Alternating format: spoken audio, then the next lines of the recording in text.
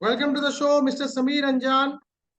You know, somebody who is credited with 4,000 songs, 4,000 plus songs in the Hindi movie industry. Mr. Sameer Anjan, also, as far as my research goes, is also his real name is Mr. Shitla Pandey, right? Yes, sir. Yeah. Now, Mr. Pandey, also known as Sameer Anjan, 4,000 plus songs, the bard, the songsmith, the lyricist of Bollywood. Bollywood, the Hindi film industry is on board Vision India Forum today. 25 वर्ष आने वाले भारत को अमृत काल में शीर्ष पर ले जाएंगे. They will take India to the glory of global stardom. Music, films, lyrics, it plays an inextricable part. अभिन्न अंग, अभिन्न भूमिका निभाते हैं. जहां तक भारत की छवि, भारत के समाज की छवि, उसका सवाल है. संगीत, सिनेमा, बड़ा पर्दा, ये जो बोल है, ये बहुत बड़ा एक महत्वपूर्ण भूमिका निभाते हैं, क्योंकि समाज का जो ये बेसिकली ये समाज के दार्शनिक है. ये हमें बताते हैं कि समाज की क्या रूपरेखा है, क्या सोच है, और उसी के हिसाब से एक संगीतकार या फिर एक लेखक अपने बोल देता है, और उन बोल के माध्यम से ही हम लोग भाव को समझ पाते हैं कि वो जो फिल्म में भाव दर्शाए जा रहे हैं. और इसमें माहिर हैं समीर अंजान. 4,000 से ज्यादा गाने, हजारों मूवीज. 90 का दशक जो कि मेलोडी का दशक माना जाता है, ये वो दशक है जिसमें हर दूसरी फिल्म में 8-8 गाने हुआ करते थे, जो कि सब सुपर हिट हुआ करते थे. बड़े बड़े संगीतकार 1988 से शुरू हुआ, 89 से शुरू हुआ, 87 से शुरू हुआ ये कारवां. हम आपके हैं कौन, कयामत से कयामत तक, आशिकी, नजर के सामने जिगर के पास. ये वो गाना है जिसने एक इतिहास रचा. और सिर्फ इतिहास नहीं, वो एक ऐसा इतिहास बना जिस इतिहास के पन्ने को हम जब पलट के देखते हैं तो लगता है जैसे वो कल की ही बात हो. लगता नहीं कि वो 35 साल पहले की बात है. ये है समीर अंजान का जादू, कि उसने 35 साल पहले जो गाना लिखा, पता नहीं कैसे, ये चीज एक अनोखा जादू है जो इस लेखक में है. 35 साल पहले का गाना भी लगता है मान लो आज की पीढ़ी के लिए लिखा गया हो. तो ये timeless melodious memories have been penned by this great writer, songsmith, lyricist, Mr. Sameer Anjan. Without wasting further time, Sameer ji अपने विषय में, अपने पिताजी ग्रेट अंजान साहब के विषय में, इंडस्ट्री में आपके तजुर्बों के विषय में, आपकी शुरुआत और 35 साल में आपकी जो जर्नी रही, और आज कहाँ हम जाके खड़े हो गए.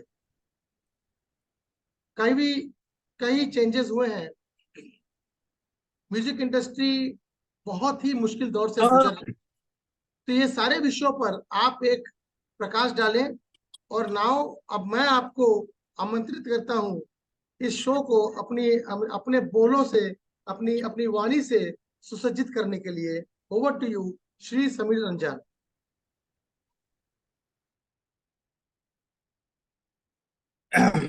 Thank you very much. बहुत बहुत आपका आभार. आप अपने कार्यक्रम में मुझे बुलाए और मेरी तारीफ में आपने बहुत कुछ कहा. दरअसल ये जब लोग कहते हैं तो मुझे एहसास होता है कि मैंने इतना काम कर लिया, इतने गाने लिख लिए. मगर सचमुच अगर आप मुझसे पूछे तो मेरी अंतरात्मा से आवाज आती है कि अभी तो यात्रा शुरू हुई है, अभी बहुत दूर का सफर है. मेरा एक बहुत खूबसूरत शेर है कि ना पूछो कि है मेरी मंजिल कहाँ, अभी तो सफर का इरादा किया है. न हारूंगा मैं हौसला उम्र भर, किसी से नहीं खुद से वादा किया है.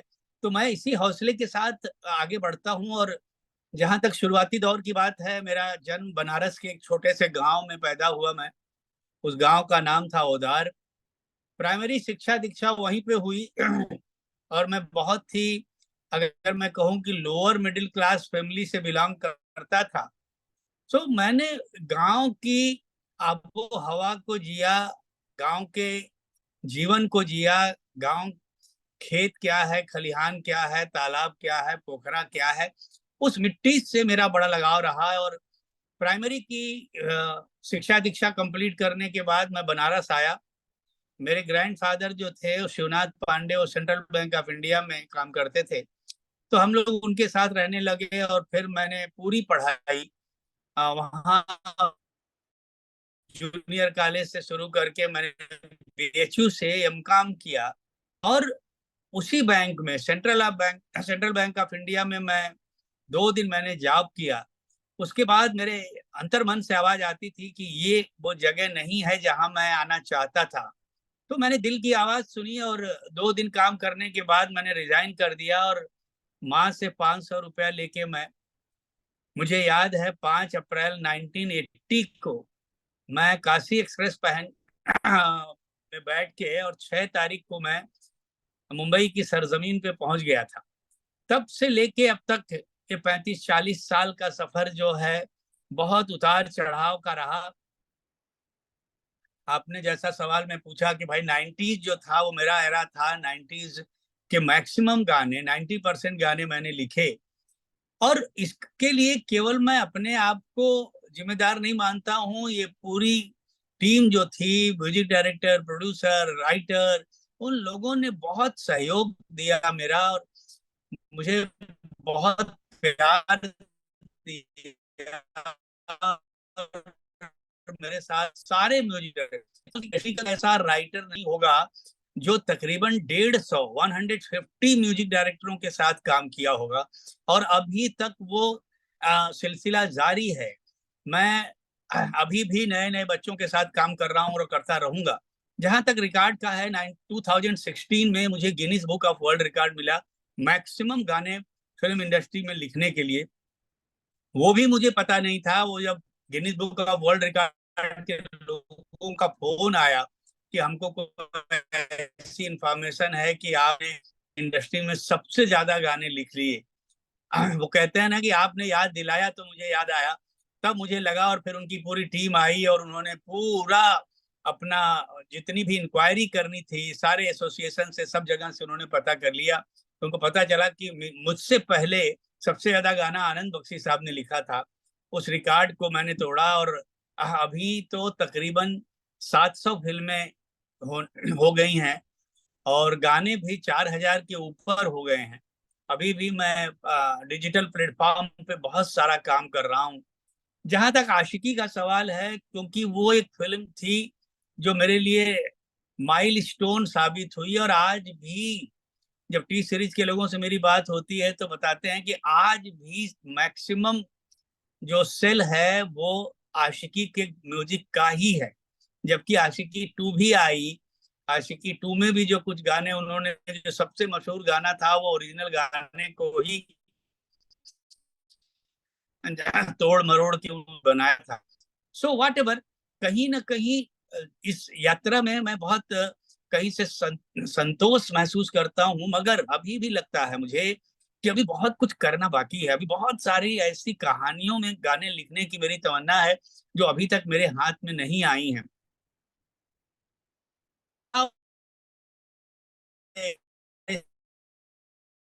कल्याण जी, आनंद जी, आर डी बर्मन, लक्ष्मीकांत प्यारेलाल, इन लोगों के साथ भी काम किया।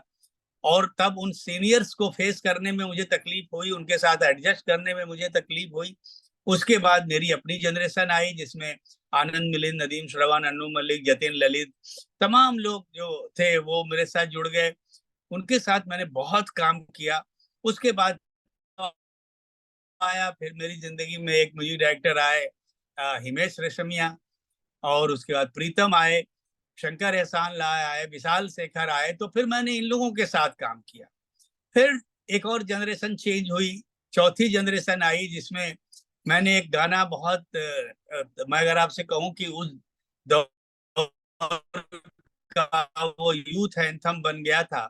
सटीगर जो आजकल काफी मशहूर हैं, उनके संगीत था, और एक गाना था वो 4 बज गए लेकिन पार्टी अभी बाकी है। तो मैं वक्त के साथ अपने आप को बदलता रहा, आने वाली पीढ़ी के साथ मैं अपने आप को कोप करता रहा। कहीं ना कहीं मैं ये महसूस करता हूँ, आज भी महसूस करता हूँ कि समय के साथ अगर आप चलेंगे तभी आप बहुत दूर का सफर तय कर सकते हैं। नहीं तो कहीं ना कहीं आप सेनाइल में चले जाते हैं, कहीं न कहीं आप थक जाते हैं, या तो आप क्रिटिक खराब काम कर रही है। मैं क्रिटिसिज्म के बड़ा खिलाफ रहता हूँ। मेरा ऐसा मानना है कि जो कमजोर लोग होते हैं वो क्रिटिसाइज करते हैं, और जिनको अपने टैलेंट पे भरोसा है वो हमेशा कोशिश ये करते हैं कि मैं अपना काम अच्छा करूं। अगर लोग बुरा कर रहे हैं तो डेफिनेटली मैं सबको सरपास करूंगा, और अगर मैं नहीं हूं तो कहीं ना कहीं मेरे में खामी है। वो कहते हैं ना, बुरा जो देखन मैं चला, मुझसा बुरा न मिले आपको। तो मैं केवल अपनी बुराइयों को देखता हूँ और उसको रेक्टिफाइड करने की कोशिश करता हूँ। और यही वजह है कि मैं इतना काम कर पाया, या अभी तक काम कर रहा हूँ। और अभी डिजिटल प्लेटफॉर्म पे मैं बहुत काम कर रहा हूँ, मेरे सिंगल गाने बहुत रिलीज हो रहे हैं। हिमेश रेशमिया जी के साथ ही मैंने तकरीबन 100 गाने कंप्लीट कर लिए हैं अभी। तो कहीं ना कहीं मैं बहुत सेटिस्फाइड हूँ, और मुझे ऐसा लगता है कि हम जो क्रिएटर होता है उसकी औकात एक कतरे की तरह होती है, और जो क्रिएटिविटी है वो समंदर की तरह है। हर कतरे की प्यास जो है समंदर बनने की होती है, और उसी प्यास में वो मर जाता है। तो मैं चाहता हूं कि ये प्यास मेरी बरकरार रहे और मैं आगे काम करता रहूं। और जब तक मैं एज ए लर्नर काम करता रहूंगा तभी तक मैं काम कर पाऊंगा। जिस दिन मुझे मेरा बैकलॉग आ जाएगा कि अरे मैंने तो इतना काम कर लिया, अभी मुझे लिखने की क्या जरूरत है, तो कहीं ना कहीं आपकी सोच ठहर जाती है, आप कहीं ना कहीं थम जाते हैं। मैं वैसा चाहता नहीं हूँ। इसीलिए मैं कोशिश यही करता हूँ कि जितने नए बच्चे काम करने वाले आते हैं उनके साथ मैं काम करूँ, क्योंकि जब उनसे जुड़ता हूँ, देखिए भावनाएं वही होती हैं, मगर उनका अंदाजे बयां थोड़ा बदल जाता है, उसकी भाषा थोड़ी बदल जाती है, उनकी सोच थोड़ी बदल जाती है, उनकी कंपोजिशन बदल जाती है। तो वो अगर आप लर्न कर लें, वो अगर आप समझ लें, तो फिर आपको कोई रोक नहीं सकता। आप जब तक जिंदा हैं, जब तक आपकी सांसें चल रही हैं, आप काम करते रहेंगे। और मेरी भी वही कोशिश रहती है। और पूरी दुनिया ने मुझे बहुत प्यार दिया, हिंदुस्तान ने तो दिया ही। पूरी दुनिया में मैं जहां जाता हूँ लोग जिस शिद्दत और जिस मोहब्बत से मिलते हैं, तो मैं उनसे यही कहता हूँ कि आपकी दुआएं और आपकी चाहत ने ही मुझे यहाँ तक पहुंचाया है। आगे भी मेरी कोशिश यही रहेगी कि मैं आप लोगों के लिए अच्छा काम करके देता रहूं। और जब जब मुझे अपॉर्चुनिटी मिली है और मिलेगी, मैं अच्छा काम करता रहूंगा। और मेरे फादर स्वर्गीय गीतकार अंजान अपने आप में बहुत बड़ा नाम है, और उन्होंने ऐसे ऐसे गाने लिखे हैं जो इतिहास बन चुके हैं। खास तौर से अमिताभ बच्चन जी के साथ उनके जितने भी गाने, चाहे वो खै के पान बनारस वाला हो, या मुकद्दर का सिकंदर हो, शराबी हो, डान हो, हेरा फेरी हो, लावारिस हो, इन फिल्मों में उन्होंने एक बहुत बड़ा लैंडमार्क स्थापित किया है। और कहीं ना कहीं कविता कविता मेरे लहू में आई है, और वो उन्हीं की वजह से आई है। अगर मेरे पिता गीतकार नहीं होते तो शायद मैं गीतकार नहीं होता। मगर ये रेयरेस्ट कॉम्बिनेशन रहा है कि एक सक्सेसफुल सॉन्ग राइटर का बेटा भी सक्सेसफुल हो जाए। बहुत सारे हुई। तो ये जो होता है ये तो ईश्वर करवाता है, हमारे हाथ में नहीं होता। मैंने कोशिश की, और मेरे सामने चैलेंज ज्यादा बड़े थे, क्योंकि पिताजी से लोग मुझे कंपेयर करते थे, और पिताजी जब थे तो कहीं ना कहीं लोगों को लगता था कि शायद मैं शौकिया गाने लिखता हूँ, और मुझे बड़े इम्तहानों से गुजरना पड़ा। बट जो भी रहा, मुझे खुशी हुई, क्योंकि मेरा ऐसा मानना है कि जब तक आपको आजमाइश में नहीं डाला जाता तब तक आप अच्छा काम नहीं कर पाते। तो कहीं बस उसके लिए आप तैयार रहें, तो दुनिया का कोई काम इम्पॉसिबल नहीं है। और वही मैंने किया, और वो 90s के दौर का जो काम है वो सदियों तक लोग उसको सुनेंगे, प्यार देंगे, ऐसी मुझे पूरी उम्मीद है। और मैं ईश्वर से यही प्रार्थना करता हूँ कि जो प्यार, जो दुआएं लोग मेरे लिए देते रहे हैं वो देते रहें। Thank you very very much. Sameer साहब, समीर, दिस इज ये एक ऐसा एक मौका है जिसमें हम लोग सिर्फ आपके विषय में नहीं, इंडस्ट्री के विषय में भी आपसे जानना चाहेंगे, क्योंकि आपने 40 साल देखे। जी। प्लस आज जो हालात है इंडस्ट्री के, कल मेरे साथ दिलीप सेन जी जुड़े हुए थे जी। और उनसे भी काफी सारी चीजें हमें पता चली। आपकी सारी बातें मुझे बड़ी लॉजिकल लगती हैं। एक प्रश्न सबसे पहले जो दिमाग में ये आता है कि आप जब गांव से आए, आप कहते हैं कि आपने सरजमीन पर पैर रखा 6 अप्रैल 1980 को, जी लेकिन आपके पिताजी तो ऑलरेडी बॉम्बे में एक नामचीन व्यक्ति थे, मशहूर नाम थे। तो जी क्या आपको लगता है कि उसका फायदा आपको मिला नहीं, या आपने जीरो से प्रारंभ किया? जी, ऐसा रहा कि देखिए, उनका नाम मेरे लिए वरदान और अभिशाप दोनों हुआ। क्योंकि उनके रहने का एक फायदा जरूर हुआ, क्योंकि पहले वो चाहते नहीं थे कि मैं आऊं। वो बिल्कुल इस चीज के खिलाफ थे। इसीलिए उन्होंने साहित्य न पढ़ा के मुझे कॉमर्स पढ़ाया। और उनका एक कहना था कि तुम कुछ भी करो, गीतकार बनने की कोशिश मत करना। क्योंकि उन्होंने 17 साल के बाद सफलता हासिल की, तो वो ये नहीं चाहते थे कि जिस आग में वो जले हैं उसमें मैं जलूं। तो कि मुझे रोकना चाहते थे कि, मगर जब मैं यहाँ आ गया और 1 साल तक मैं पिता से अलग रहा और उनको मालूम भी नहीं था कि मैं मुंबई में हूँ। और जब उनको पता चला, फिर मैंने उनको ज्वाइन किया और फिर वहां से एक अलग कहानी शुरू हुई। तो कहीं ना कहीं जब मैं जाता था तो मुझे एक इज्जत मिलती थी कि मैं अनजान का बेटा हूँ। तो ये बहुत अच्छा हुआ मेरे लिए। लोग मुझसे मिल लेते थे। एकदम नए आदमी से यहाँ कोई जल्दी मिलता नहीं। अभिशाप इसलिए हुआ क्योंकि उनके नाम की वजह से लोग कंपेयर करने लगे। मैं जो लिखता था, लोगों को लगता था कि अच्छा, अनजान ही तो ऐसा लिखते हैं, इसमें तो बात नहीं है। और वो लोग ये नहीं महसूस कर रहे थे कि What वो is अनजान जी your part? ऑलरेडी पच्चीस मतलब तीस साल आपको नहीं, समीर, मैं समझ सकता हूँ जब आपने बोला कि ये वरदान वरदान और अभिशाप दोनों था। क्योंकि हमारा ये जो जी वार्तालाप से है, ये सिर्फ चिकनी चुपड़ी बातें या रोचक कथाओं का एक एक समा बांध के रख दें, मैं वो नहीं चाहता। क्योंकि आपसे बात करके 2 मिनट में मुझे ये समझ में आ गया कि इस आदमी जी की गहराई है। कि इस गहराई सिर्फ ये लेखक नहीं है, इंसान के तौर पे भी गहरे हैं। और इंसान के तौर पे इनकी गहराई है, बोल के ही ऐसे लेखक बने। और अगर जी हम आपसे आज जुड़े हैं और घंटे अगर हमें समय मिल रहा है, तो ये जो वार्तालाप है, ये एक तरह का एक शिक्षा का माध्यम बनना चाहिए आने वाली पीढ़ियों के लिए। जी कि आप जैसे लोगों के तजुर्बे, कैसे एक जमीर अनजान बनता है, अनजान का जी बेटा जमीर अनजान कैसे बनता है, जी उसको फायदा मिला, उसने उस चीज को भुनाया, कि नाम को 4 गुना बढ़ाया। अब ये 4,000 गाने किसी ने अनजान का बेटा बोल के आपको नहीं दी। ये तो जी कोई भी समझ सकता है। कोई आपको 2 गाने दे सकता था, 4 गाने दे सकते थे लोग, 50 गाने 20 गाने दे सकते थे। जी 40 साल 4,000 गाने, एक आपने युग अपने नाम कर लिया। तो इसमें तो कहीं अनजान जान हो या अनजान हो, ये आपका एक आपका खुद का जो टैलेंट है, जो प्रतिभा है, ये एक अविस्मित करने वाली प्रतिभा है। एक एक अनोखी प्रतिभा है। जैसे रफी साहब थे, जैसे कोई भी महान आदमी आया, राज कपूर थे, वैसे ही लिरिक्स की दुनिया में मैं तो समझता हूँ जैसे गुलजार साहब हैं, जिन्होंने जंगल जंगल बात कहीं भी लिखा। और तेरे बिना जिंदगी से भी जो लिख सकता है। उसी तरह से समीर अनजान 1990 में वो गाने लिखने लगे जो गाने आज भी लोगों की जुबान पे हैं। टी सीरीज वाले कहते हैं कि आज भी वो सबसे ज्यादा बिकते हैं। जैसे आशिकी का गाना आज भी बिकता है और आज जी भी हॉटेस्ट सेलर है। तो ये आपने ये भी कहा कि ये सोच वही है, भावनाएं वही हैं, बोल बदल गए हैं, तरीके बदल गए हैं, लहजा बदल गए। आज के जमाने जी में अगर कोई किसी मतलब एक दूसरे से संपर्क स्थापित करने के लिए लोग अगर टुनटुना लेके ये गाना गाएं, तो आपको लगता है इस जमाने में वो चीज एप्लीकेबल है? और अगर है, तो ऐसे गाने कहाँ चले गए?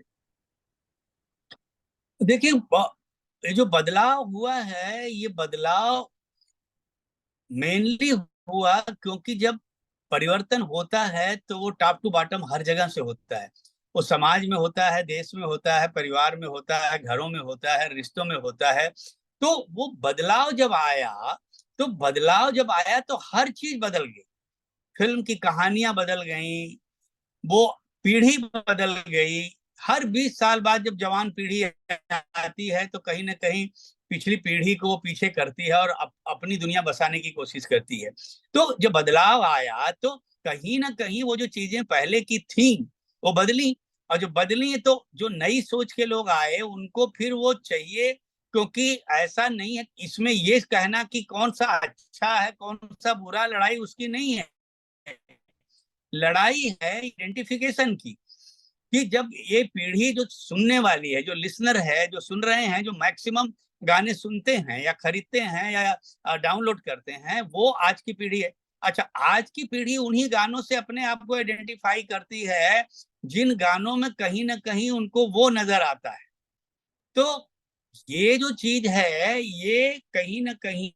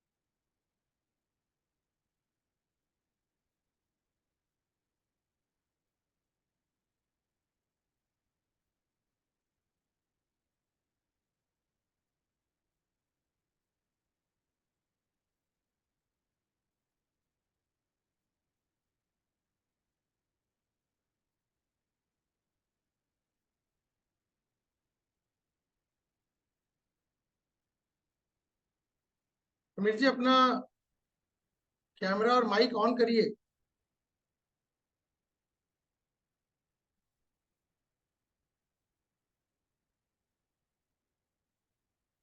अपना कैमरा और माइक ऑन करिए।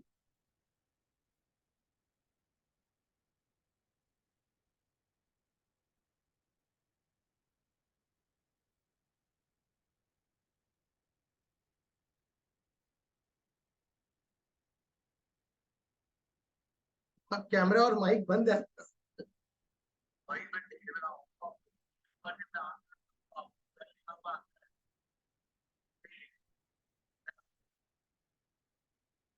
नहीं, मेरे को तो मेरा तो सब ऑन है। जैसे चल रहा है ऐसे चलता है रोज। आप आप मोबाइल मोबाइल से ही जैसे किया आपका लॉगिन तो हो ही जा रहा है। आप लॉगिन करके आपका कैमरा और माइक बंद क्यों है ये तो आप मोबाइल में देखिए। हाँ।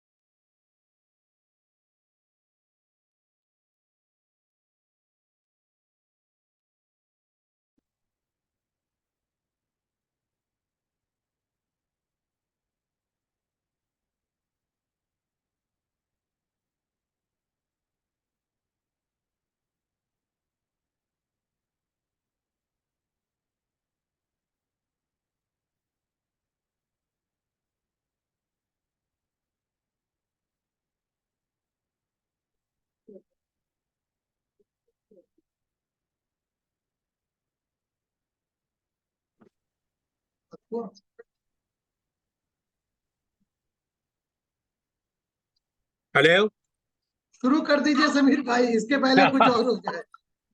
सो पीढ़ी पीढ़ी की बात हो रही थी कि लोग अलग अलग।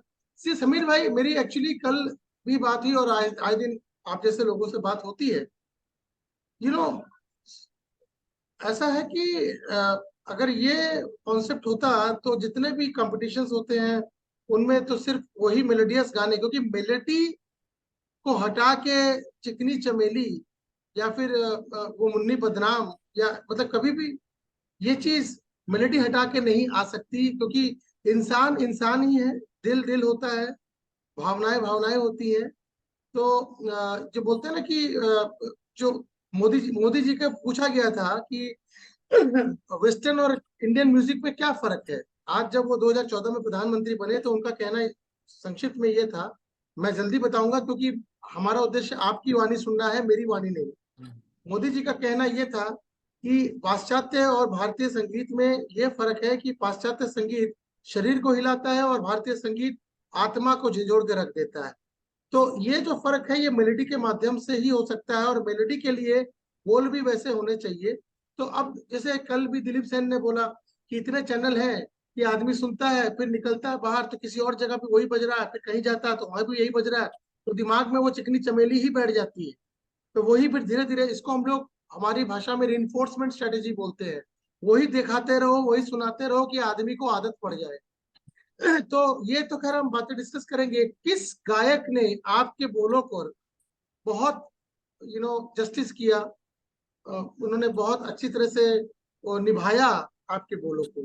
किन गायकों के नाम आपके जहन में आते हैं? डेफिनेटली देखिए, मैं लकी रहा कि लता जी, किशोर कुमार, आशा भोसले, इन लोगों ने भी मेरे गाने गाए। और उसके बाद जो मेरी पीढ़ी आई, जहां से कुमार शानू, उदित नारायण, अलका याग्निक, अनुराधा पौडवाल, कविता कृष्णमूर्ति, ये तमाम लोग जुड़े, उन्होंने भी मेरे गानों के साथ बहुत जस्टिस किया।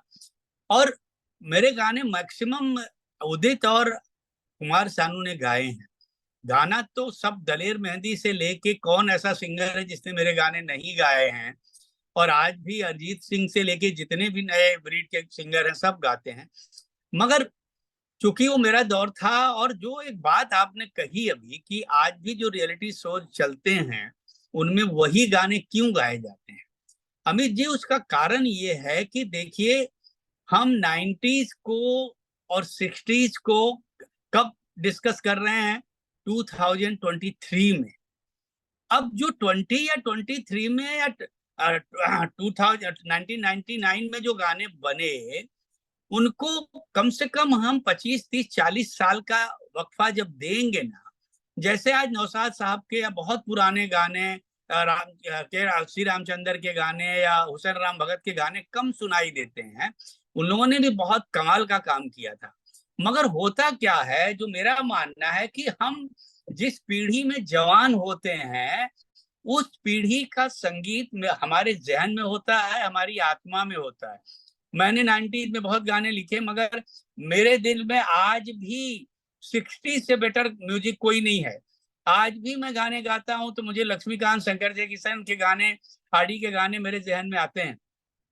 तो कहीं ना कहीं ये पीढ़ी जब जवान हुई, ये पीढ़ी जब बड़ी हुई, तो उसके कानों में ज्यादातर 90s के गाने ही सुनाई पड़े, तो वो उनकी एक पसंद है। मगर उसके बाद की जो पीढ़ी आएगी ना कहीं आज जो म्यूजिक चल रहा है, आज जो दौर चल रहा है, कहीं ना कहीं इन गानों को गाएंगे। क्योंकि हमने कभी ये सोचा था कि ओटीटी प्लेटफॉर्म पे गालियां भी डायलॉग में आएंगी? आ रही हैं। तो ये जो बदलाव का असर होता है, ये होता है कि ये टेम्परेली, धीरे धीरे जब रियलाइजेशन होता है, जैसे जब एक चालू गानों का दौर आता है, वो चोली के पीछे क्या है शुरू हुआ, वहां से फिर एक नॉनवेज गानों का दौर शुरू हो गया, फिर वो धीरे धीरे पब्लिक ने उसको डिस्कार्ड किया, आउट हो गए। फिर जब अच्छे गाने आने लगे, वो गाने चले जाते हैं। तो जब ज्यादा अच्छा काम होने लगता है तो जो बुरा काम होता है वो अपने आप पीछे हट जाता है। तो कहीं ना कहीं ये ये ऐसा नहीं है। देखिए, आर डी बर्मन ने बहुत अच्छा जवाब दिया था। किसी ने पूछा कि जो आज चल रहा है उसके बारे में आपका क्या ख्याल है? तो उन्होंने कहा कि भाई, तुम सवाल और जवाब दोनों खुद पूछ रहे हो। तुमने पूछा कि आज जो चल रहा है, अरे भाई, जो चल रहा है वो अच्छा होगा तो ही चल रहा है। अगर खराब होता तो नहीं। मगर मेरी पर्सनल राय ये है कि मुझे पसंद नहीं, ये मैं अपनी पर्सनल ओपिनियन दे सकता हूँ। अगर सब कुछ खराब होता, म्यूजिक खराब होता, फिल्में खराब होती, तो इंडस्ट्री बंद हो गई होती। पहले जो फिल्में 1-2 करोड़ में बन रही थी, आज 400-500 करोड़ की बन रही हैं। तो कहीं ना कहीं तो कुछ अच्छा भी हो रहा है। हाँ ठीक है, हमारी आपकी राय से वो अलग है, हमको पसंद नहीं है, ये हम कह सकते हैं, क्योंकि हर आदमी को आजादी है अपनी बात कहने की, अपनी पसंद को जाहिर करने की। मगर इसका ये मतलब नहीं है कि जो चल रहा है बहुत बकवास है, इसलिए हम उसको डिस्कार्ड करें। तो कहीं ना कहीं मैं इसीलिए, मेरी जो लड़ाई होती है, नौशाद साहब से भी बख्शी साहब ने यही कहा कि जब नौशाद साहब ने कहा कि बख्शी साहब कहाँ चली गई, मौसीकी गटर में चली गई और संगीत खत्म, शायरी खत्म हो गई, तो उन्होंने एक ही बात बोली थी कि नौशाद साहब, बंद रेडियो से आवाज नहीं आती, सब कुछ चल रहा है, आप काम नहीं कर रहे हैं तो आपको लग रहा है सब खत्म हो गया। ऐसा नहीं है, ऐसा नहीं है, चल रहा है, वक्त में बदलाव के साथ काम हो रहा होता रहेगा और यही होगा। एक दौर अभी फिर आएगा जहां से फिर आपको शायद 90s और 60s का म्यूजिक, क्योंकि ये सुन के जब लोग ओवर हो जाएंगे तो, मगर वो एज इट इज नहीं आएगा, उसके परिवेश में कुछ न कुछ परिवर्तन होगा। जैसे आज मैक्सिमम गाने जो रिक्रिएशन हो रहे हैं वो सब मेरे गाने हो रहे हैं, चाहे वो दिलबर दिलबर हो या अखियों से गोली मारे हो, सब मेरे गाने रिक्रिएट हो रहे हैं। इसलिए रिक्रिएट होते हैं कि वो जो पुराना रिदम था, वो जो पुरानी आवाज थी, लोगों को, आने वाली पीढ़ी उससे कहीं ना कहीं कनेक्ट नहीं होती। जैसे उनको एक नया रिदम, एक नई आवाज मिलती है, तो उनको लगने लगता है कि नहीं, ये हमारा गाना बन गया। जैसे तबस्सुम जी ने बड़ा अच्छा एग्जाम्पल दिया था कि उनके ग्रैंडसन ने पूछा कि भैया आपका सबसे फेवरेट एक्टर कौन है, तो उन्होंने ले जाके एक फिल्म लगा दी, नया दौर, उन्होंने कहा कि ये दिलीप कुमार मेरे फेवरेट एक्टर है। उसने 5 मिनट पिक्चर देखी, भाग के आया, बोला दादी दादी, ये तो शाहरुख खान की कॉपी कर रहा है। तो उसको क्या मालूम कि दिलीप कुमार उससे सीनियर है भाई, शाहरुख दिलीप कुमार की कॉपी करता है, दिलीप कुमार नहीं। तो ये जनरेशन गैप की जो जंग है और जनरेशन गैप की जो सोच है, ये तो चलती रहेगी अमित जी, इसको रोका नहीं जा सकता। सी ये जो हम लोग अपनी भाषा में थोड़ा, जैसे मैं बोलूं, मनुष्य और जानवर में जो फर्क है, वो कहीं ना कहीं संगीत के माध्यम से उसका मापदंड या आकलन किया जा सकता जी है। अभी जो भावनाएं हैं, जो करनी और कथनी है, इसमें जब समन्वय जितना होता जाता है, आदमी, ये थोड़ी अध्यात्म की बात हो गई, लेकिन मैं जल्दी इसको खत्म करूंगा। आदमी उतना ही जल्दी इंसानियत की तरफ अग्रसर होता है, और जिसमें वो भावनाओं में जितना डिसऑर्डर होता है, सोचता कुछ है, बोलता कुछ और करता कुछ है, तो अल्टीमेटली वो जानवर प्रवृत्ति उसमें ज्यादा अग्रसर दिखी जाती है। जी आज के टाइम में जो भी हो रहा है, वो कहीं ना कहीं एक कैकोफनी, एक डिसऑर्डर का प्रतीक बन के रह जा रहा है। जैसे आपने बोला कि भाई बिक तो रहा ही है, चल तो रहा ही है, 2 करोड़ की चीज अब 400 करोड़ भी हो रही है। बिल्कुल हो रही है। जब हम छोटे होते थे तो हमारे पूरे शहर में 4 कचौड़ी की दुकानें होती थी, लोग कहीं से भी उन 4 जगह से ही वो 4 कचौड़ी की दुकानों से ही खाते थे। और जी ये चीज 40, 50, 60, 70 सालों से चलती होती थी। जी आज वो दुकानें जो हैं, उनमें कोई तामझाम नहीं है, कोई शोर शराबा नहीं है, और वो वैसी छोटी गली कुची में दुकानें रह गई, जाना लोगों ने बंद कर दिया।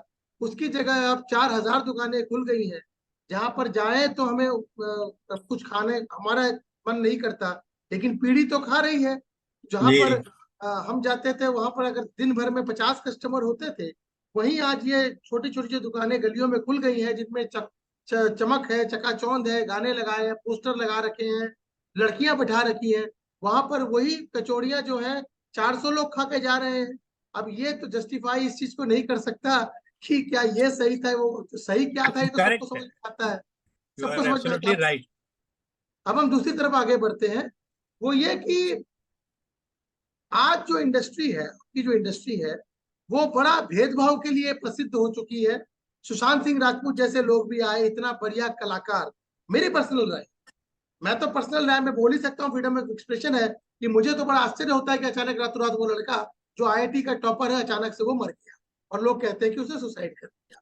बहुत अच्छी बात है, लेकिन बाकी लोग तो कोई मर नहीं रहे और सब कुछ चल रहा है। चल, जैसा आपने बोला, चलता रहता, चलता रहेगा। जी। ठीक है। जो कपूर का दौर था वो कपूर का दौर चला गया। उसके बाद जब खान का दौर चालू हुआ, अभी भी पठान में दोनों खान बोल के चले गए कि अभी तो और 40 साल हम भी बैठे रहेंगे, किसी को आने देंगे नहीं, कोई आएगा तो वो सुसाइड कर लेगा। अब कहना ये है कि ये जो भेदभाव है, नेपोटिज्म है, वही आलिया भट्ट, वही रणवीर सिंह, वही पारिवारिक जो खेल तमाशा चल रहा है, क्या इससे देश में फिल्म इंडस्ट्री को फायदा होता है? क्या लोगों को अच्छी चीज, क्वालिटी देख, अब डिस्ट्रीब्यूशन है, डिस्ट्रीब्यूशन खत्म हो गया। एक ही फिल्म चेन है जिसने सारा मोनोपोली कर लिया, पीवीआर ने। उसने आइनॉक्स भी ले लिया, सिनेपोलिस भी, सब कुछ ले लिया वो। तो अब डिस्ट्रीब्यूशन का खेल भी खत्म हो गया। जो पिक्चर चाहेंगे वही दिखेगी, बाकी ओटीटी वाला खेल के हमको दिखाएगा, जो उसको दिखाना है वही हमको देखना है। घर बैठ के बटन दबाएंगे वही देखेंगे। तो ऐसे में म्यूजिक कहाँ बचा? कौन सुनेगा? अमीन सयानी को लोग सुनते थे। 50 साल अमीन सयानी को लोग सुनते रहे, सिर्फ इसलिए सुनते रहे क्योंकि अमीन सयानी, लगता था कि उस गाने का बोल जो वो आने वाले हैं, अमीन सयानी उसकी रूह है। तो अब तो अमीन सयानी तो छोड़िए, वो गाने ही नहीं बचे। तो कौन सुनेगा, कब सुनेगा? ओटीटी में बैठ के कौन गाने सुनता है? और क्या ये बड़े पर्दे की जो चीज है, साल भर में अगर 3 शाहरुख खान की और 2 सलमान खान की पिक्चर आ भी जाएगी, मान लीजिए 2-4 और खान आ गए, उनकी पिक्चर आ भी जाएगी, तो उससे क्या हमें अच्छे गाने सुनने का मौका मिलेगा?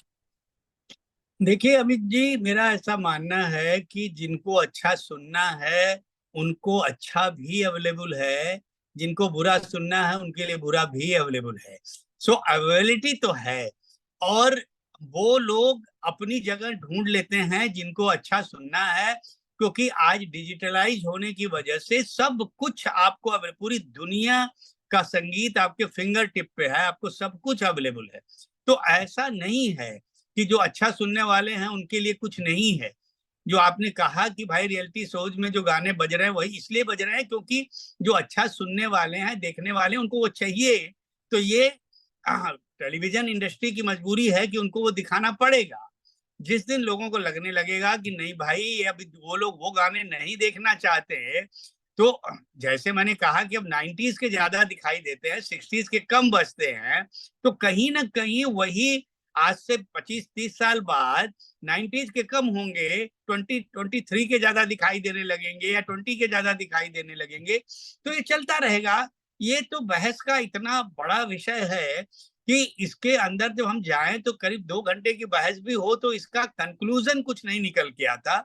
इसका जो अगर कुछ निष्कर्ष हम चाहते हैं तो उसको रूट काज को देखना पड़ेगा, फिर कहानियां वैसी लानी पड़ेंगी। कहीं ना कहीं, अब मैं हर जगह सरकार की भूमिका को तो नहीं दोष देता, मगर कहीं ना कहीं अगर उनको लगता है कि ओटीटी पे वल्गैरिटी हो रही है, गालियां, उसको कहीं ना कहीं सेंसरशिप होनी पड़ेगी।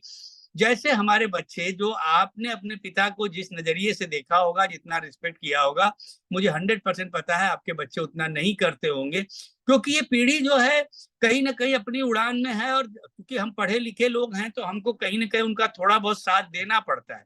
हमारे माँ बाप हमको हमारे खिलाफ रहते थे, वो अपनी चीजों को हम पे ज्यादा थोपना चाहते थे, और उसका अच्छा था या बुरा था वो तो बाद में पता चलता है। तो कहीं सर, ना कहीं अगर हम चाहते हैं कि इसमें बदलाव आए, तो सबसे पहली बात तो ये होनी चाहिए कि परिवार से शुरू होनी चाहिए, शिक्षा से शुरू होनी चाहिए। अब हम बच्चों को कॉन्वेंट में ही पढ़ाएंगे, वो रेहाना और जस्टिन बीबर को ही सुनेंगे, तो फिर वो डेफिनेटली वो आगे चल के संगीतकार बनेंगे तो वैसे ही गाने बनाएंगे। तो बेसिक रूट्स अगर चेंज होगा तो फिर सारी चीजें, फिल्म म्यूजिक भी चेंज हो जाए।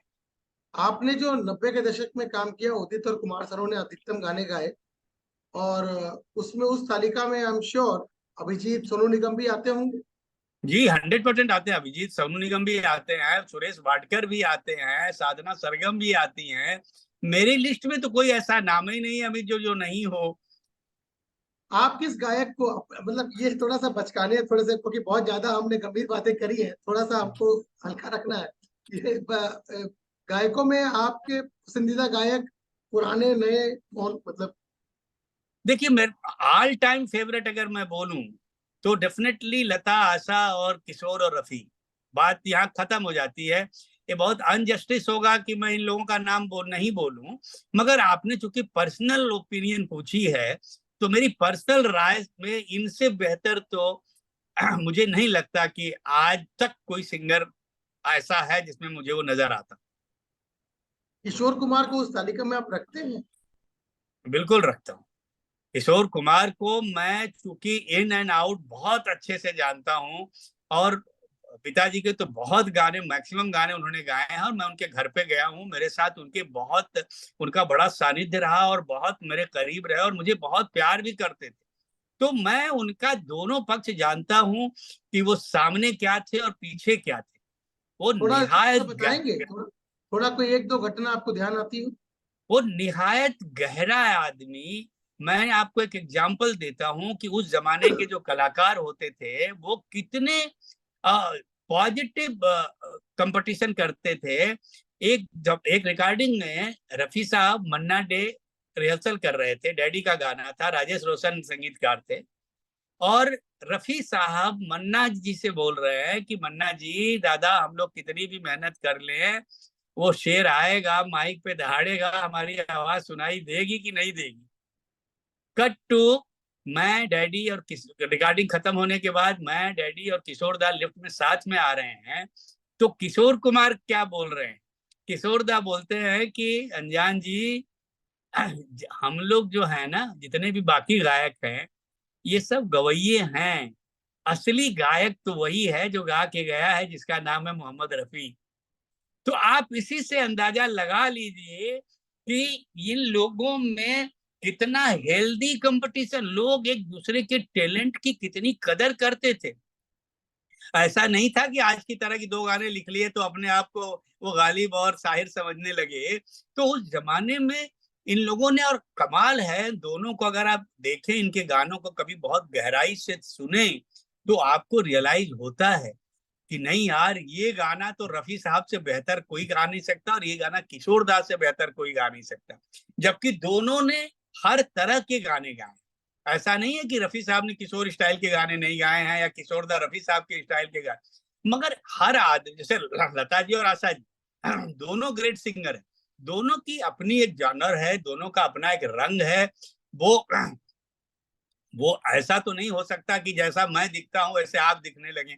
हमारे आपके चेहरे में फर्क तो है। तो कुदरत का दिया हुआ वरदान है कि किसी की आवाज में एक खास हुनर डाल दिया, एक आज नया की रंग। जनरेशन या 90s की जनरेशन में आप किसको, क्योंकि कुमार सानू का आने के बाद ऐसे बहुत से सिंगर हैं जिन्होंने इंडस्ट्री छोड़ दी और फिर जो सिर्फ शोज में लग गए। जैसे मैं अनवर साहब से एक बारी बात हुई, उन्होंने बोला कि जब कुमार सानू आया तो मैं अमेरिका चला गया, क्योंकि मुझे लगा कि अब मोहब्बत, अब तिजारत कोई सुनेगा नहीं। नहीं, ये गलत बात है, वो उनकी हार थी, नहीं जाना चाहिए। अगर यही सोचे होते, रफी साहब के रहते तो किशोर दा कभी आते ही नहीं कि अब रफी आ गया मैं क्यों आऊं, मैं चला जाऊं। और रफी, और जब किशोर दा आ गए तो कुमार सानू तो सोचते कि मुझे तो कभी कोई मौका मिलेगा ही नहीं, मुझे किशोर, मुझे जा छोड़ देना। ऐसा नहीं है, ये गलत सोच, ये उनकी हार है, ये उनकी अपनी खुद की हार है, ऐसा नहीं है।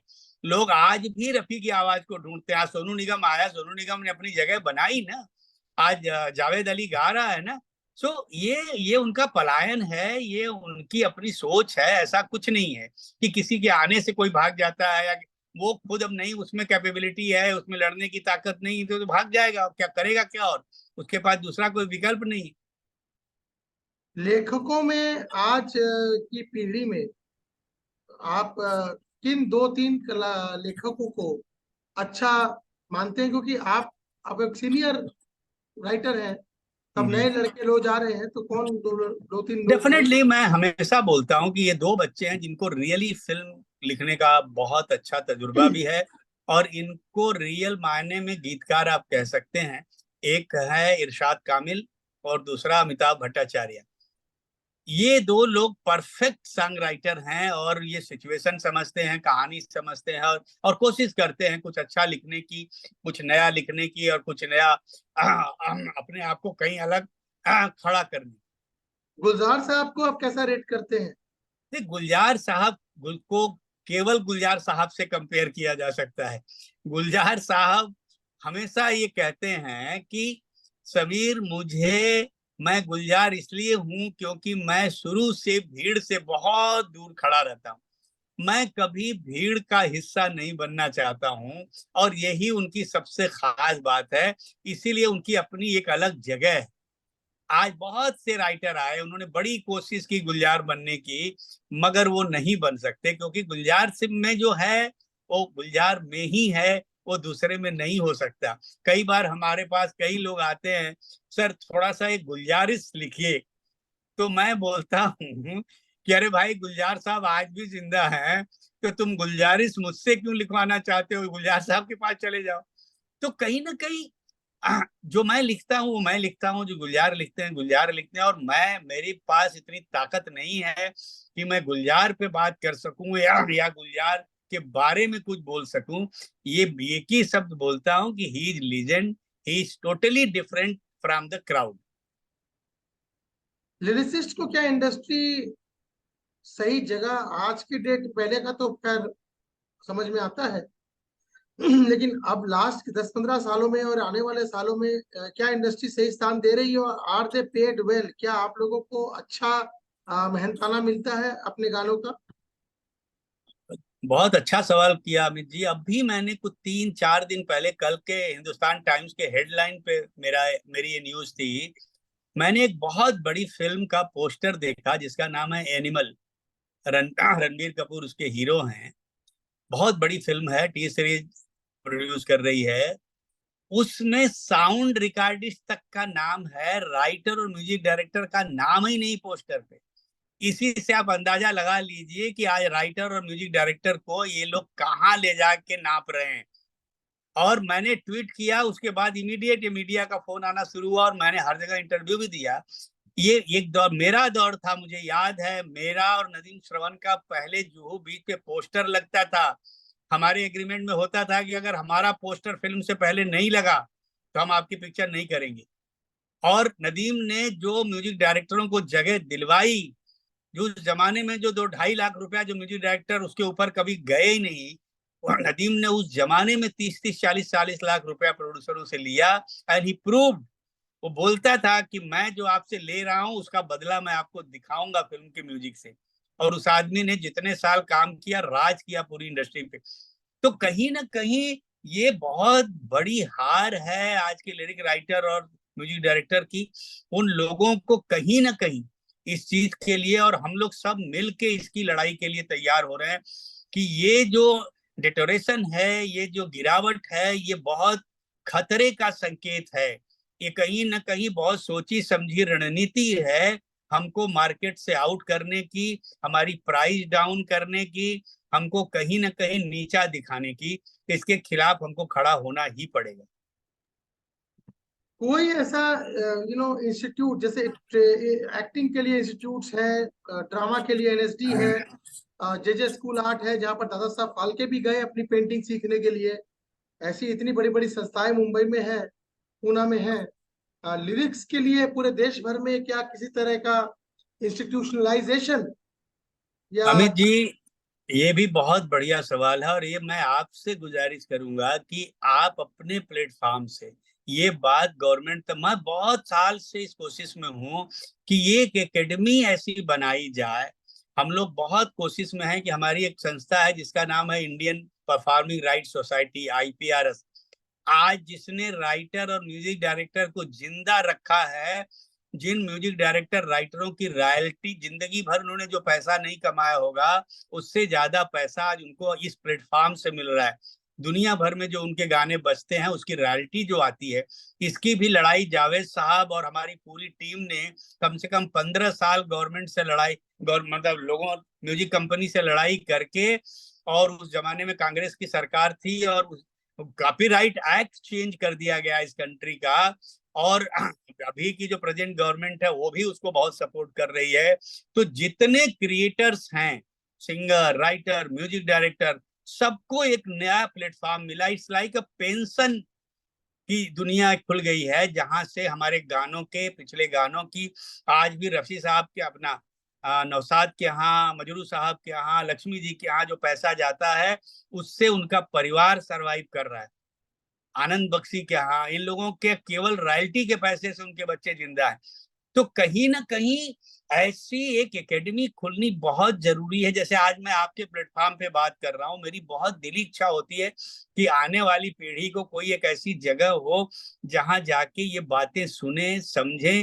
क्योंकि हमारे यहाँ जो विधा है फिल्म इंडस्ट्री में गाना लिखने की, पोएट और लिरिसिस्ट में बहुत बड़ा फर्क है। ये उनको जानना पड़ेगा, तब जाके एक सक्सेसफुल सॉन्ग राइटर बन पाएंगे। मगर ये बात बताएं कहाँ? मुझे तो जब जब मौका मिला है, चाहे वो चैनल पे रहा हो या इस तरह आप जैसे लोगों के प्रोग्राम में बात करनी रही हो, मैं जब अखिलेश यादव थे तब भी मैंने जाके बोला था, उन्होंने इस आश्वासन भी दिया कि आप जहां भी बोलिए, आप अपने पिता के नाम से एकेडमी खोलिए, मैं रेडी हूँ जमीन देने के लिए। तो कहीं ना कहीं आप प्रेजेंट गवर्नमेंट को एक बड़ी एकेडमी ऐसी बनानी चाहिए। और ऐसा मैंने सुना है यूपी में भी कोशिश जारी है, बनारस में भी कुछ चल रहा है कि ऐसी एक एकेडमी बनाई जाए जिसमें बिस्मिल्लाह खान जैसे लोगों की शहनाई गायब हो जाती है, उनको कहीं रखा जाए कि आने वाली पीढ़ी को पता तो चले।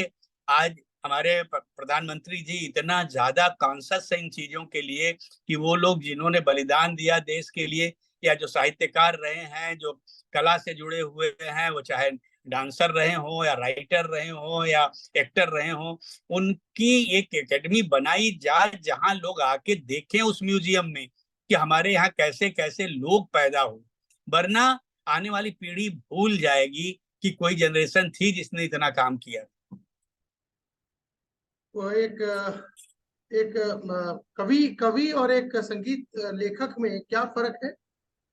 देखिए, कवि जो होता है उसका एक ही लाइन में मैं डिफाइन करता हूँ। कवि जो होता है वो स्वतंत्र होता है, वो लिखता है जो वो लिखना चाहता है। गीतकार कभी वो नहीं लिखना जो लिखना चाहता हो, हमेशा एक कहानी के लिए लिखता है, एक किरदार के लिए लिखता है और एक कंपोजिशन के लिए लिखता है। वो दायरों में होता है, वो सिचुएशन में होता है, वो कैरेक्टराइजेशन में होता है।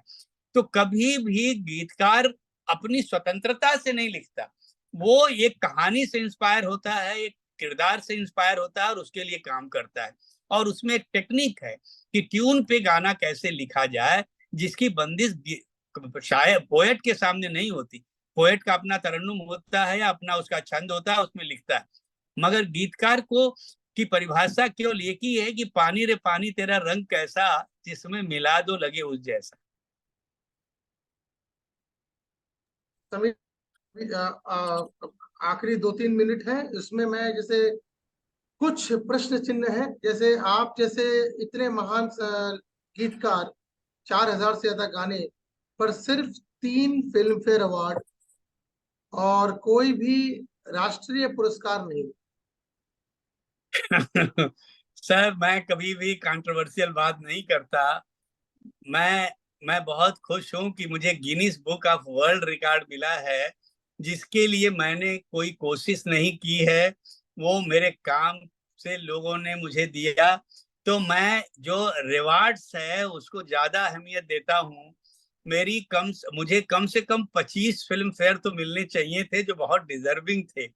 मगर वो क्यों नहीं मिले ये आप भी जानते हैं, मैं और भी जानता हूँ। राष्ट्रीय पुरस्कार क्यों नहीं, खाता क्यों नहीं खुला? सर, वो खाता भी नहीं खुला, उसके भी पीछे कारण है। मेरी एक फिल्म थी जिसमें जिसके एक्टर को नेशनल अवार्ड मिला था, जिसका नाम था लीजेंड भगत सिंह, जिसमें ए आर रहमान साहब का म्यूजिक था। और वो मेरे ख्याल से मेरी जिंदगी की सबसे बेहतरीन फिल्म थी। और उसका म्यूजिक आप कभी जरूर गौर से सुनिए तो आपको लगेगा कि उसमें मुझे मिलना चाहिए था। मगर वो लॉबिंग, वो पॉलिटिक्स और वो कनेक्शन मेरा नहीं था, इसलिए मुझे वो सम्मान नहीं मिला। अब मैं इस मामले में बहुत पीछे रहा हूं। और आज भी लोग, इवन आपको भी ये पता नहीं था कि गीतकार समीर नाम का कोई आदमी है जो इतना काम करके बैठा है। तो कहीं ना कहीं इसमें आपकी नहीं मेरी हार है। कहीं ना कहीं मैं मीडिया में बहुत पीछे रहा हूं, मैंने अपने आप को जहां मुझे स्थापित करना चाहिए था नहीं किया है। मगर मुझे उसका उसका अफसोस नहीं है, क्योंकि साहिर को लोग फिर इसलिए साहब, नहीं ये हार आपकी नहीं है, ये हार देश की है। कि अगर गुलजार साहब का नाम, साहिल लुधियानवी, गुलजार साहब, इन लोगों, जैसे अब हम कुछ दिनों पहले, अभी आज सुबह ही मेरी बात हो रही थी किसी से, अदूर गोपाल कृष्णन। ये अदूर गोपाल कृष्णन जी एक ऐसी हस्ती हैं जिनके पास 16 राष्ट्रीय पुरस्कार है निर्देशक के तौर, फिल्म जी। मेकर के तौर। अब सत्यजीत राय, मिलान सेन, ऋत्विक घटक 17 अवार्ड लेके गए, तो ये नाम तो हमारे जबान पे है, घर घर में है। अदूर गोपाल कृष्णन, डिस्पाइट ये नॉर्थ साउथ डिवाइड जो है उसके बावजूद भी ये घर घर में ये नाम, जी पर नाम अदूर बालकृष्ण गोपाल कृष्णन का नाम क्यों हमारे किसी के भी जबान पे नहीं है, खास करके ये साउथ की 2-3 स्टेट्स के बाहर, 5 जी जो है साउथ की उनके बाहर क्यों नहीं है? तो ये बहुत सारे फैक्टर्स हैं राष्ट्रीय लेवल के, इसलिए गलती आपकी नहीं है, राष्ट्रीय मीडिया की है। ये जो जो कि जिसको जिसकी जिम्मेदारी है कि ऐसे लोगों का नाम भी कम से कम देश के हर बच्चे तक पहुंचे। समीर अंजान, आपने बिल्कुल सही कहा, मुझे तो पता था क्योंकि हम भी आपके पोस्टर देखते रहे, लेकिन मुझे ये नहीं, और यहाँ तक कि मैं तो कपिल के शो में भी आपको 2 बार देख चुका हूँ, लेकिन उसके बाद भी मुझे ये नहीं ध्यान था, मुझे ये नहीं पता था कि ये वो हस्ती है जिसके नाम 90 का दशक, जिस दशक के आई मीन लिए हमें संगीत से प्यार हुआ, मेलोडी से प्यार हुआ, मेलोडी लौट के आया। तो बीच में वो 80 का दशक था जब बप्पी लाहिरी और डिस्को डांस और ये सब घुस गया था, लेकिन वापस जब 90 पे लौटा तो ये समीर अंजान जैसे लोग थे, नदीम श्रवण जैसे लोग थे, कुमार सानू, अलका याग्निक जैसे लोग थे, उदित नारायण जैसे लोग थे, गुलशन कुमार जैसे लोग थे, जिनके कारण, यश चोपड़ा जैसे लोग थे, जिनके कारण इस इंडस्ट्री में मेलोडी म्यूजिक लौट के आया। और इस मेलोडी म्यूजिक के लौटने से समाज में जो विकृतियां हैं बहुत हद तक, उन पे भी बहुत हद तक काबू पाया जाता है, क्योंकि अगर चारों तरफ खुशी का माहौल, मेलोडी का माहौल, सुर का माहौल होता है तो ऑटोमेटिक आदमी की जो विकृत प्रवृत्ति है उसमें भी बहुत हद तक पाबंदी लगती है, वो सोच में ठहराव आने शुरू हो जाते हैं। समीर जी बहुत बहुत धन्यवाद, आप हमारे साथ 1 घंटे के लिए जुड़े। आप जैसे लोगों को हम यही बोल सकते हैं कि लिखते रहिए, लिखते रहिए, समय के साथ मत बदलिए, इंसान की रूह वही है जो प्यार मांगती है, प्यार के लिए लिखते रहिए, प्यार फैलाइए, क्योंकि वही एकमात्र ऐसी चीज है जो प्राकृतिक है, बाकी सब अप्राकृतिक है। सच झूठ तो सब अपने हिसाब से बदल लेते हैं, प्रकृति का मापदंड कोई नहीं बदल सकता। प्रकृति का मतलब प्रेम, प्रेम से आप लिखते रहिए और प्रेम के लिए लिखते रहिए। बहुत बहुत धन्यवाद समीर जी। थैंक यू जी। और अमित जी, एक बात जरूर कहना चाहूंगा, जो विकृतियों के बारे में आपने बात कही, मुझे इतना अच्छा कॉम्प्लीमेंट मिला था। मैं किसी कॉलेज में जज बन के गया था, वहां के बच्चों ने मुझे आशिकी का म्यूजिक सुनने के बाद कहा कि सर हम आपको बहुत बहुत आपका शुक्रिया अदा करना चाहते हैं कि आशिकी के पहले हम लोग ड्रग लेते थे हाई होने के लिए, अब हमको ड्रग लेने की जरूरत नहीं पड़ती, हम आशिकी का म्यूजिक लगा देते हैं तो हम हाई हो जाते हैं और हमको किसी नशे की जरूरत नहीं पड़ती। तो जो आपने कहा ना कि विकृतियों को दूर करने में भी इस तरह की कोशिशें बहुत कामयाब होती हैं, वो आप बिल्कुल सही पहलू पे आपने उंगली रखी है। और मेरी तो कोशिश हमेशा रही है और रहेगी अच्छा काम करने की। आज भी मेरे गाने डिजिटल पे आपको सुनेंगे तो मेरा वही रंग आपको दिखाई पड़ेगा जो 90s में था। Thank you very very much, और आपका बहुत बहुत आभार। और मैं दुआ करता हूं कि जिस मुहिम में आप हिस्सा ले रहे हैं और जिसमें आप आगे बढ़ना चाहते हैं, आपको ईश्वर बहुत दूर तक ले जाए, क्योंकि आप एक ऐसे वर्ग के लिए काम कर रहे हैं, ऐसे कुछ ऐसे लोगों के लिए काम कर रहे हैं जिनके बारे में जो आपने कहा कि वो समाज की और देश की नजर उस पर होनी चाहिए, सरकार की नजर उस पर बहुत जरूरी है पहुंचनी, क्योंकि केवल मैनिपुलेशन से सम्मान मिलना कहीं ना कहीं फिर उन सम्मानों की जो है ना वो इम्पोर्टेंस खत्म होने लगती है। तो इन चीजों पे गौर करना बहुत जरूरी है। Thank you very very much. Thank you Sameer ji, बहुत बहुत धन्यवाद। May God bless you. Thank you sir. Thank you sir.